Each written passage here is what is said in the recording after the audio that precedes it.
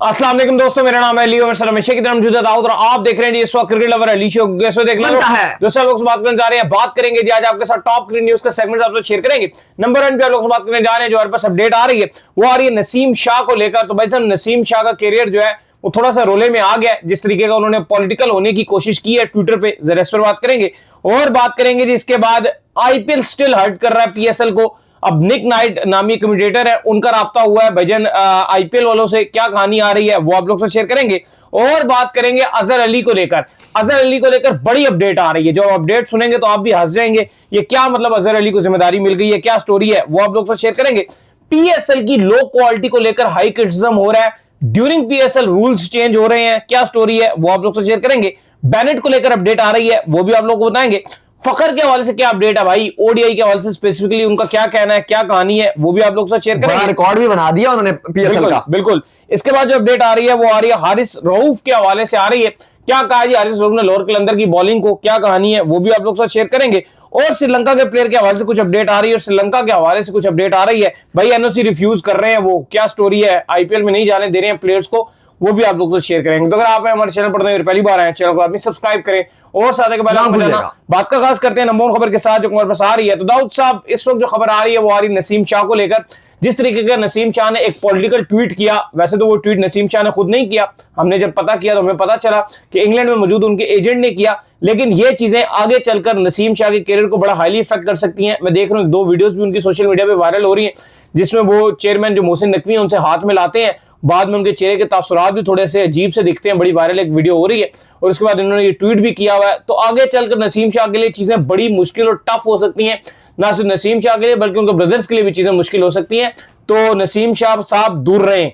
देखिए, नसीम शाह के लिए चीजें खराब होती जा रही हैं। कल हमने आपको बताया था कि पीसीबी ने उनको शोकास नोटिस जारी किया है और एक टाइम फ्रेम बताया कि बहुत ही कम टाइम दिया है, जिस पर उनको ये कहा गया कि आपने इसका रिप्लाई करना है। और उसके बाद पीसीबी ये कहता है कि हम नसीम शाह के अगेंस्ट एक्शन लेंगे, पहले हम उनका जो जवाब है वो सुनेंगे और फिर उसके बाद जो फर्दर उनके अगेंस्ट क्या एक्शन लेना है, मैच की पाबंदी लगनी है या और उनके सेंट्रल कॉन्ट्रैक्ट की टर्मिनेशन हो सकती है, या जो बुरी खबर है उनके लिए, ये काफी बुरी खबर है क्योंकि जो रावलपिंडी की नुमाइंदगी करेंगे और पाकिस्तान टीम के वर्ल्ड कप का स्क्वाड का भी पार्ट थे। अलबत्ता मैचेस खेलने का मौका नहीं मिला था, सिर्फ आखिरी मैच में जो श्रीलंका के अगेंस्ट था वहां पर वो खिलाया गया था। लेकिन अब जो उन्होंने स्टेटमेंट मरियम नवाज के अगेंस्ट किया था, एक ट्वीट उन्होंने किया था जो कि उनके अकाउंट से हुआ था, वो कहती है कि ये एक मेरे इंग्लैंड के जो एजेंट हैं, जो मैनेजर हैं, उन्होंने ये किया।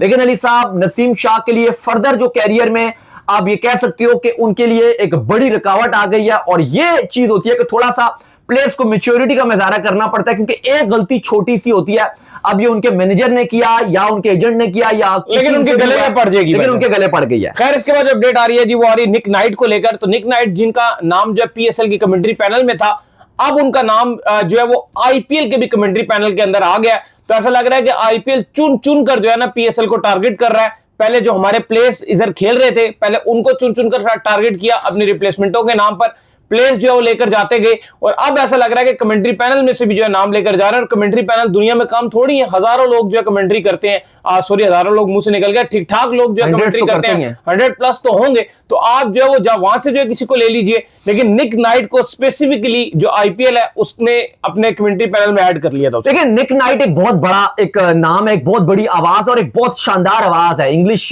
कमेंटेटर है। और हमेशा अगर आप मुझसे पूछो, जो पीएसएल का कमेंट्री पैनल है इस बार इतना मजेदार नहीं है क्योंकि बहुत सारे नाम इसमें मिस भी कर गए आईपीएल की वजह से, लेकिन निक नाइट उसमें एक बहुत बड़ी और एक तगड़ी मैं आवाज बोलूंगा जो क्या है। लेकिन कल जब आईपीएल ने अपना कमेंट्री पैनल अनाउंस किया, और आपको पता है आज से आईपीएल का भी बाकायदा तौर पे आगाज हो रहा है, जहां पे डिफेंडिंग चैंपियन आरसीबी का सनराइजर्स हैदराबाद के साथ पहला मैच होना है। अब जो कमेंट्री पैनल है आईपीएल को तो बड़ा तगड़ा अनाउंस किया गया। वैसे उसमें देखा जाए तो एबी डिविलियर्स, एरन फिंच, बहुत बड़े बड़े नाम है, डेल स्टेन, और अच्छी बड़ी आवाजों की बात की जाए तो इयन बिशप, साइमन डोल, मतलब इस तरह के सारे जो आप कह सकते हो ऑस्ट्रेलिया के बड़े कमेंटेटर्स, इंग्लैंड के, वेस्ट इंडीज के, न्यूजीलैंड के जो बड़ी नामे बड़ी आवाजें हैं वो सारी उसके अंदर शामिल है। लेकिन स्पेसिफिकली इनको ऐड कर दिया है। निक नाइट चूंकि पीएसएल में थे और इनका नाम भी उस कमेंट्री पैनल में रखा गया। अच्छा, लेकिन अभी तक जो एक अच्छी चीज है वो ये है कि कोई भी अपडेट निक नाइट की तरफ से नहीं आई कि उन्होंने ये बोला हो कि मैं पीएसएल छोड़कर आईपीएल में कमेंट्री करने के लिए जा रहा हूं।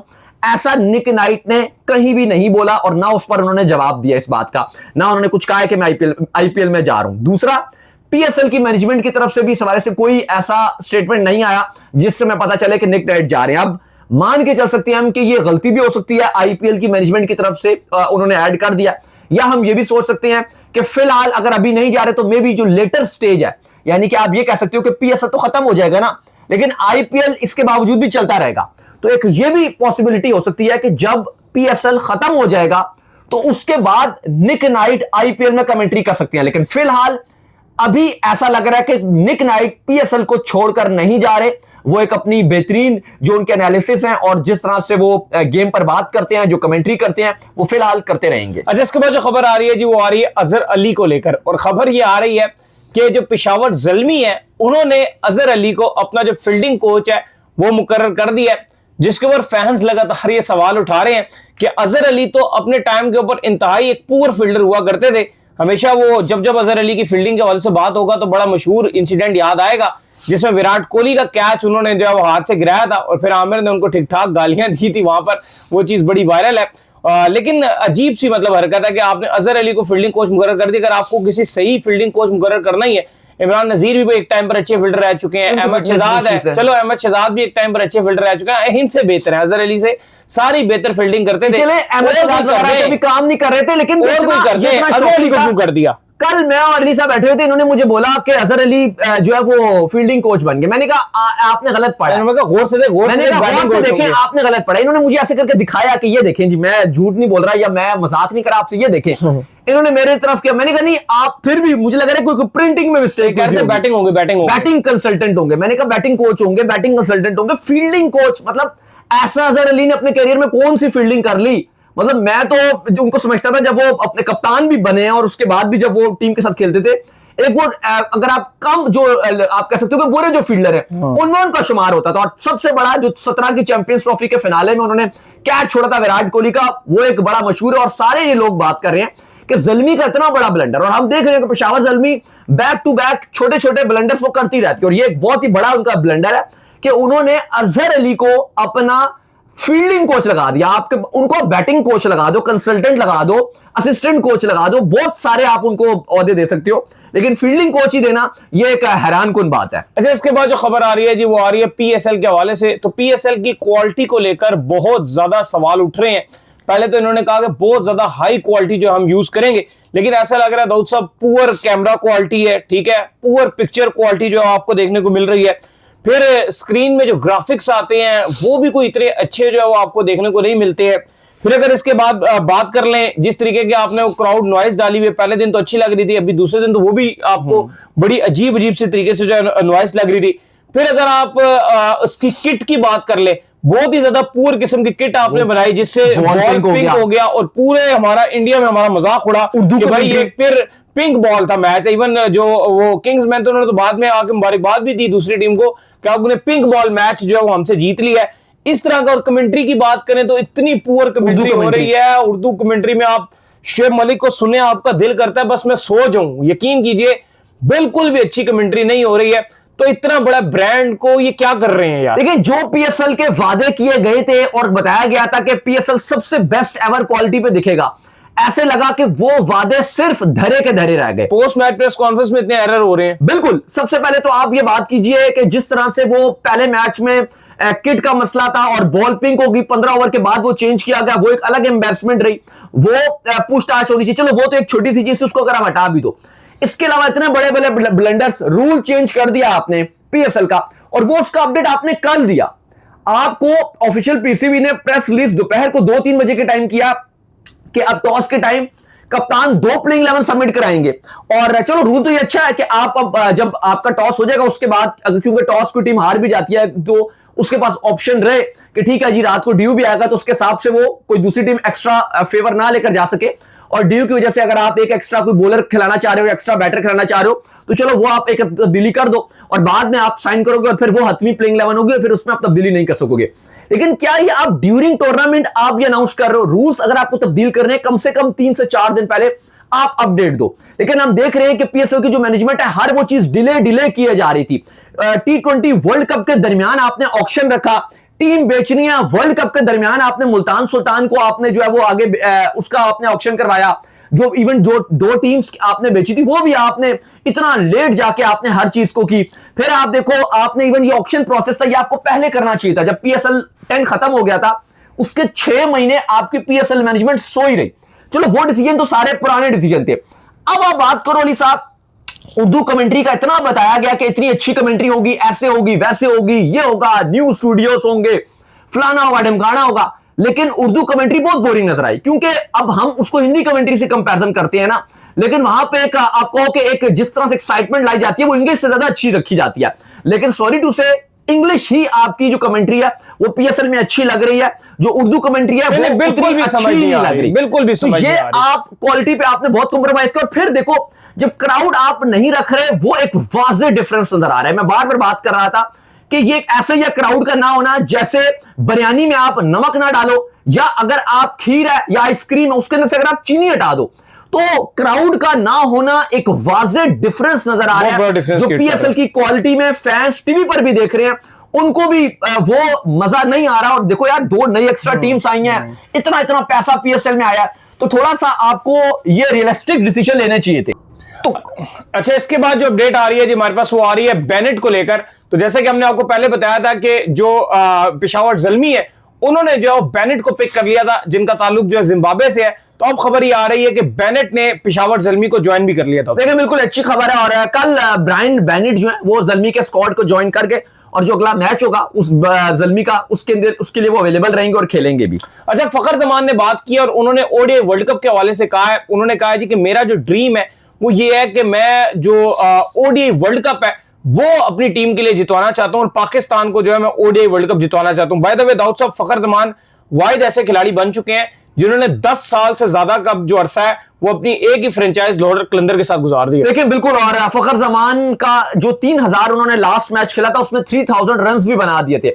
और फखर जमान PSL की हिस्ट्री के सेकंड बल्लेबाज हैं जिसने 3000 रन बनाया। बाबर आजम के बाद, बाबर आजम एक वाहिद है जिन्होंने 3000 बनाए थे, और अब सेकंड नंबर पे फखर जमान भी आ गए। लेकिन फखर जमान वाहिद वो खिलाड़ी है जिन्होंने एक ही फ्रेंचाइज की तरफ से 3000 प्लस रन बनाए हो। भाई 10 साल से ज्यादा खेल भी गए। और अब फखर जमान ये कहती हैं कि मेरा जो टोटल मेरा ड्रीम है वो ये पाकिस्तान को वर्ल्ड चैंपियन बनाना है 2027 के वर्ल्ड कप के लिए, और मैं अपनी पूरी तैयारी रखे हूं कि मुझे ODI में मौका मिले और मैं अच्छा करूं। और फखर जमान की वाकई जो ODI में परफॉर्मेंसेस है वो भी बड़ी शानदार है। हाँ, T20 में फिर भी वो डंडी मार जाते हैं परफॉर्मेंसेस पे।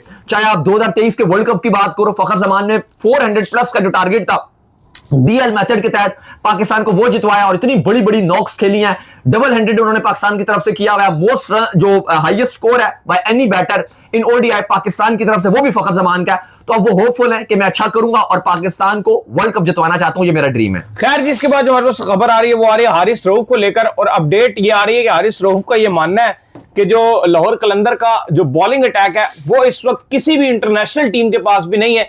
सबसे ज्यादा मजबूत इस वक्त पूरे वर्ल्ड में जो बॉलिंग अटैक है वो इस वक्त जो है वो लाहौर कलंदर का है। तो दाऊद साहब, लाहौर कलंदर के बॉलिंग अटैक में हारिस रऊफ साहब खुद मौजूद हैं, उसके बाद शहनशाह अफरीदी मौजूद हैं।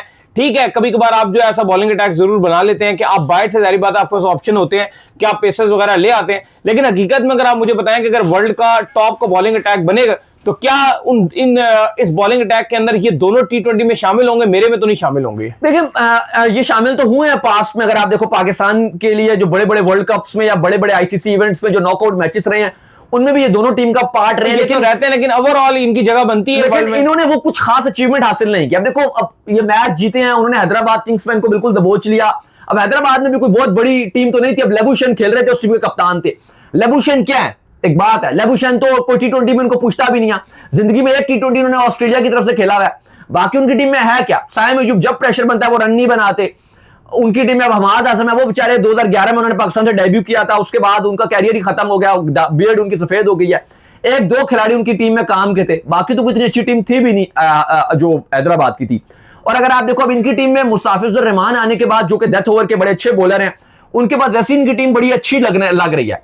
लेकिन इंपॉर्टेंट सवाल यह है कि जो हारिस रऊफ ने यह बात कही है कि हम जो लाहौर के अंदर का बॉलिंग अटैक है वो दुनिया में किसी के पास बॉलिंग अटैक नहीं है।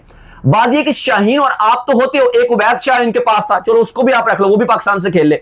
लेकिन जब पाकिस्तान की तरफ से आप खेलते हो तो आप क्यों इतना हमें मरवा देते हो? हारिस डोमेस्टिक में भी हारिस ऑफ इंडिया के अगेंस्ट क्या किया? लीग में शाहीन ने श्रीलंका के अगेंस्ट क्या किया? लेकिन जब इंटरनेशनल के सामने आते हैं ना हारिस रऊफ नजर आते हैं। इवन फैंस ने डाउट यहां तक ये कह रहे हैं कि लाहौर कलंदर की तरफ से जब शहनशाह अफरीदी खेल रहे होते हैं अलग ही रंग में दिख रहे होते हैं, अलग ही जोर होता है उनका, और पाकिस्तान की तरफ से वो ठूस दिखते हैं। बिल्कुल ऐसा ही है। इसके बाद जो अपडेट आ रही है जी हमारे पास वो आ रही है श्रीलंका के हवाले से, और खबर ये आ रही है जैसे हमने आपको बताया था कि श्रीलंका ने बताया था कि हम अपने प्लेयर्स को जो है वो एनओसीज नहीं देंगे, अगर वो फिटनेस टेस्ट पास करने में कामयाब ना हुए तो हम उन्हें आईपीएल के जो एनओसीज हैं वो इतने आराम से नहीं देंगे। तो अब खबर ये आ रही है कि उन्होंने कुछ प्लेयर्स के एनओसी रोक लिए हैं। भाईजान कौन है? बिल्कुल जी, श्रीलंकन क्रिकेट बोर्ड ने और श्रीलंका के जो डी सिल्वा चीफ एग्जीक्यूटिव उन्होंने कंफर्म किया कि वो खिलाड़ी जो फिटनेस टेस्ट पास नहीं कर सकता वो आईपीएल और किसी भी लीग में नहीं जा सकता।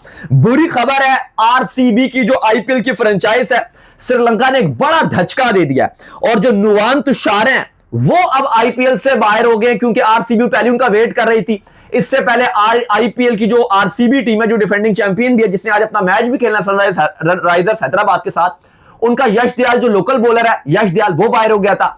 जोश हेजलवुड ने कल टीम को तो ज्वाइन कर लिया आरसीबी को, लेकिन अभी वो खेलने के काबिल नहीं है। कहा गया कि अभी उनकी फिटनेस इश्यूज हैं, वो कुछ टाइम के बाद टीम को ज्वाइन करेंगे। तो अब जो नुवान तुषार है वो भी आईपीएल से बाहर हो गया। इसके अलावा हसारंगा को भी आईपीएल खेलने की इजाजत अभी तक नहीं मिल पाई, क्योंकि वो भी फिटनेस टेस्ट पास नहीं कर सके। मतीशा पथिराना जो है, पथिराना ने भी अभी तक फिटनेस टेस्ट पास नहीं किया, तो वो भी टीम को ज्वाइन नहीं कर सके। तो ये काफी बुरी खबर है।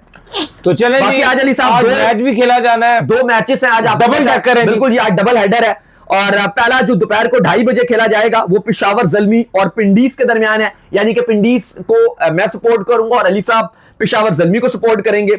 जबकि जो शाम को 7 बजे वाला मैच है वो मुल्तान सुल्तान और इस्लामाबाद यूनाइटेड का होगा। तो क्योंकि अली साहब की इस्लामाबाद यूनाइटेड दोनों टीम अली साहब की, लेकिन प्रायोरिटी में इस्लामाबाद यूनाइटेड आपकी रहेगी, और मुल्तान सुल्तान जो है उसको मैं सपोर्ट करूंगा।